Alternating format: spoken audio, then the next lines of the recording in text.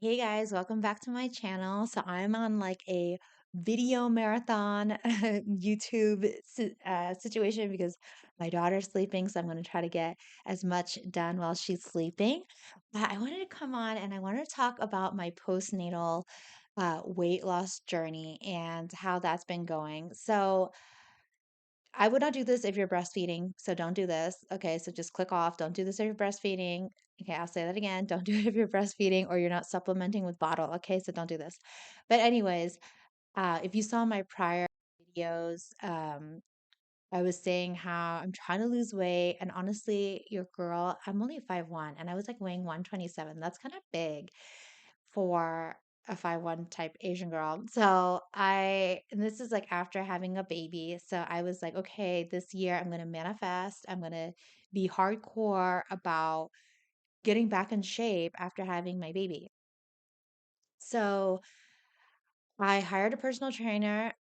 I've been doing a lot of yoga and running. And so I haven't been seeing any results from that. And so I was like, okay, what am I doing wrong?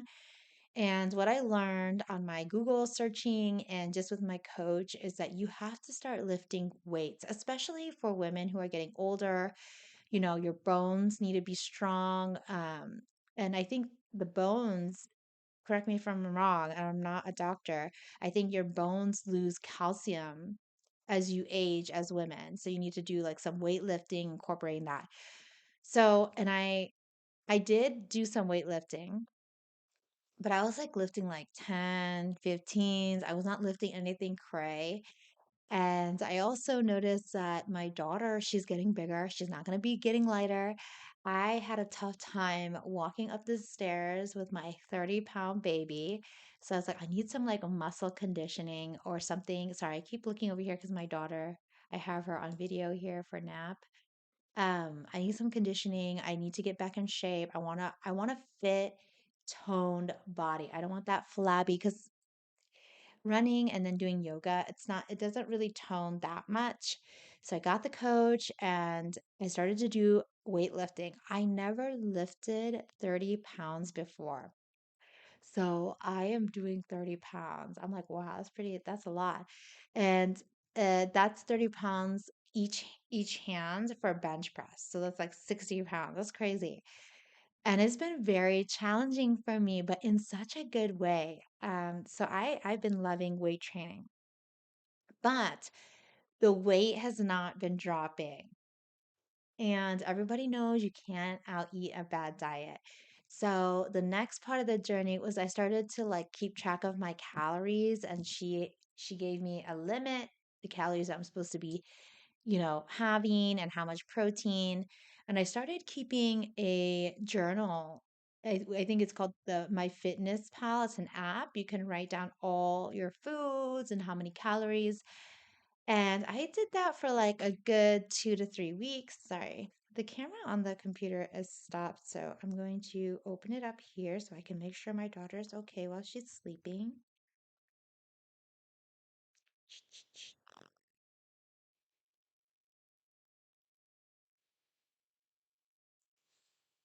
Okay, and now we're back.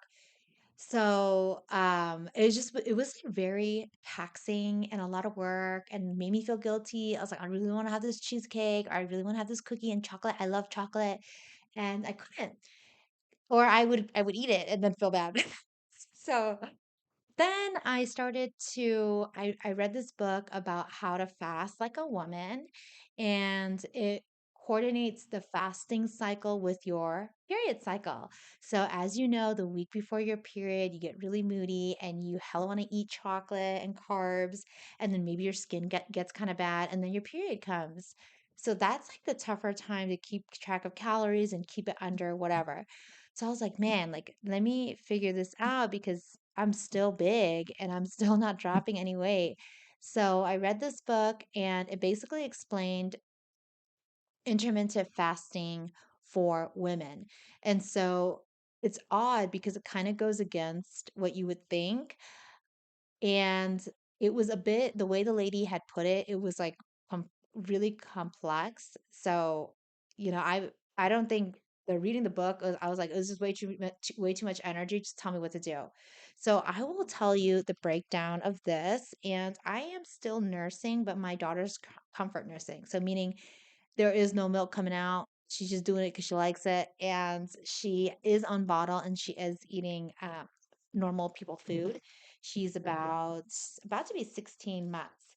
But I'm gonna go over the intermittent fasting for women in a way that's not so complicado. And yeah, let me just take a drink. Okay, so there's power phase, manifesting phase is what she says, and power phase again, and then nurturing phase. So just to keep it real and just like keep it short and quick and understandable, because that's how I like to learn stuff, is so when you get your period, first day of your period, you can power fast. So you can fast until 20 hours, the whole day, 3 days, whatever, whatever, whatever. But I would not suggest, if you have an eating problem, don't be doing any of this stuff. Don't, this is like not for you. But, anyways, you can fast longer. So I did like maybe 20 hours fasting when I first got my period, maybe 3 days in a row. And then after that, I just kind of went back to 18 or 16 hours or 13 hours. So the first couple of days of your period, she says 10 days. You can fast and you should be feeling a lot of energy, but at the same time, it's like you have a lot of energy, but at the same time, you're like feeling kind of icky down there because it's bleeding. But then you can go to the next stage, and this is your ovulation stage. This is like when the new egg drops, everything's all good. You can reduce the fasting to 13 to 15 hours and then just eat the rest of the time. Yeah, so I found that helpful. And then you go back to the power stage. This is this is after 11, 12, 13, 11, 12, 13, 14, 15. So 5 days of the manifesting phase of fasting, which is like the lesser hours, so less than 20. She writes 13 to 15 hours of fasting. Then you can go back into the power stage for 16, 17, 18, 19 for 4 days. 4 days back to power fasting, fasting as long as you like. And then the week before your period, no fasting. So go ahead and eat your heart out. So that's what I loved about the fasting for women, because it honors our different hormonal stages. And I don't know, in the week before my period, I'm a monster. I'm eating everything. So I love that she sets that out, because once you get into the nurturing phase, all bets are off. You can do whatever you want. You don't feel guilty. And I love the intermittent fasting, because after I intermittent fast, I just eat my normal stuff or whatever I want. And I don't have to sit there and be like, oh my God, let me count the calories. Let me see if this is okay. Okay, now I feel bad. And then, like, all that weird stuff. So, intermittent fasting for postnatal weight loss and getting back into shape is number one tip. And the secondary tip is lift your weights. Go hard, go like lift harder weights. The only thing I would say is make sure your alignment is straight, but everything else, lift weights. Don't over emphasize cardio. I like cardio for, a little longer, like maybe like I used to do like 15, 20 minutes, but I like cardio because it gives me endorphins of the sweat. So I like to do it every day, but I do it for like 10 minutes, but I really focus on the weights. Yeah, the weights. So, anyways, let me know how your postnatal weight loss journey or getting fit journey is going. I would love to hear how you're tackling it and what progress you've made, and let's support each other. Okay, so this is my video for today, and I will catch you guys later.